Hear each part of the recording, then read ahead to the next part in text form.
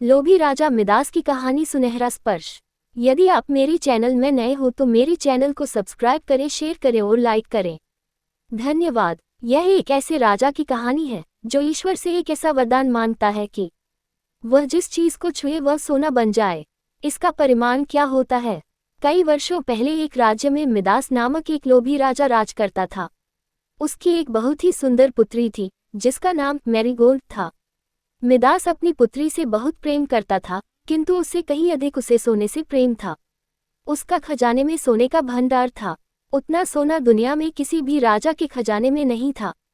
इसके बाद भी खजाने में जितना सोना बढ़ता, राजा मिदास की लालसा उतनी ही बढ़ती जाती थी।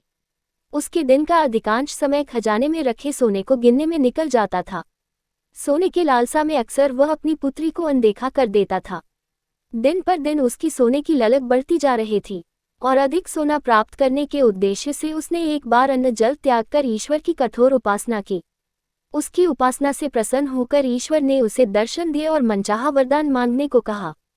मिदास बोला, हे ईश्वर, मुझे वरदान दीजिए कि मैं जिस भी वस्तु को छूऊं वह सोने की बन जाए। ईश्वर मिदास की लालसा समझ रहे थे।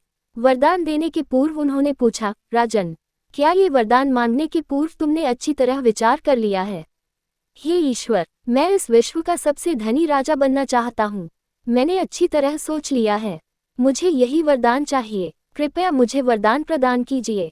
मिदास ने उत्तर दिया, तथास्तु। मैं तुम्हें वरदान देता हूँ कि कल सूर्य की पहली किरण के साथ तुम जिस भी वस्तु को छुओगे वह सोने की बन जाएगी। आशीर्वाद देने के उपरांत ईश्वर अंतर्ध्यान हो गए।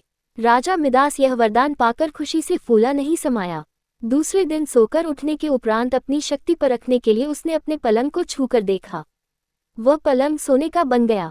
मिदास बहुत खुश हुआ। दिन भर वह सुध-बुध होकर अपने महल की हर चीज को सोने में परिवर्तित करने में लगा रहा। उसे भोजन तक का होश न रहा। शाम तक वह थककर चूर हो चुका था। उसे जोरों की भूख लगाई थी। उसने अपने सेवकों को भोजन परोसने के लिए कहा। भोजन परोसा गया, किंतु ये क्या, जैसे ही उसने भोजन को हाथ लगाया वह सोने में परिवर्तित हो गया। अब सोने को तो खाया नहीं जा सकता था।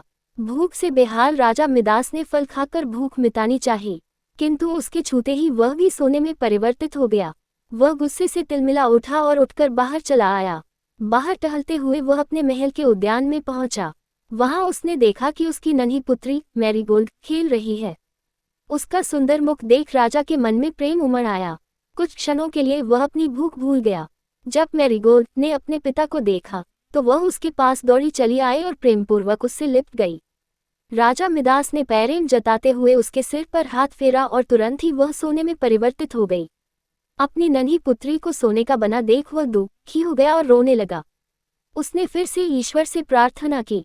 प्रार्थना सुनकर ईश्वर प्रकट हुए और उससे पूछा, राजन, क्या हुआ? अब तुम्हें क्या वरदान चाहिए? मिदास रो रोकर कहने लगा, हे ईश्वर, मुझे क्षमा करें। सोने की लालसा में मेरी बुद्धि भ्रष्ट हो गई थी और मैं यह वरदान मांग बैठा था, किंतु अपनी पुत्री को खोने के बाद अब मेरी आंखें खुल गई है।